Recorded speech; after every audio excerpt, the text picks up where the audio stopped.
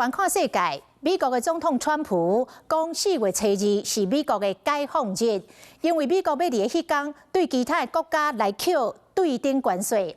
不过，美国的媒体引述着官员的讲法，讲川普政府可能会排除晶片、甲汽车等等特定的产业，也就是讲，台湾的半导体会当暂时逃过一劫。这个好消息，嘛，互美国股市的3大指数拢亮起嚟。 美国股市24收盘3大指数拢起，因为美国总统川普的关税大刀落下留人。Well, I may give a lot of countries breaks, but it's reciprocal. But we might be even nicer than that. You know, we've been very nice to a lot of countries for a long time. But I call it Liberation Day. April 2nd is Liberation Day. 华尔街日报甲彭博社引用白宫官员的讲法，讲川普可能伫4月初2扣对等关税，加一天排除对晶片、汽车等的产业的关税，台湾半导体逃过一劫。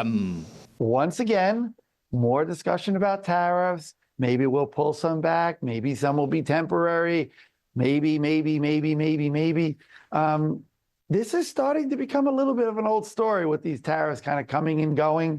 为了伫关税战中全身而退，南韩现代集团24宣布，要投资美国差不多是6900亿台票，包括伫路易斯安那州起一座价值差不多是1917亿台票的新钢铁厂。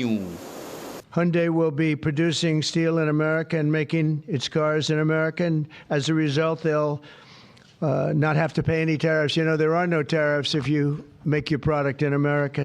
是讲有好消息的同时，嘛有歹消息。川普伫伊的真实社群宣布，因为委内瑞拉长期以来敌视美国，调工，而且无实在将大量的罪犯送到美国，所以讲为4月初2开始，要对买委内瑞拉石油的国家实施25%二级的关税。有线电视新闻网 CNN 报讲，安尼做会阁打击美国石油上大的买主中国。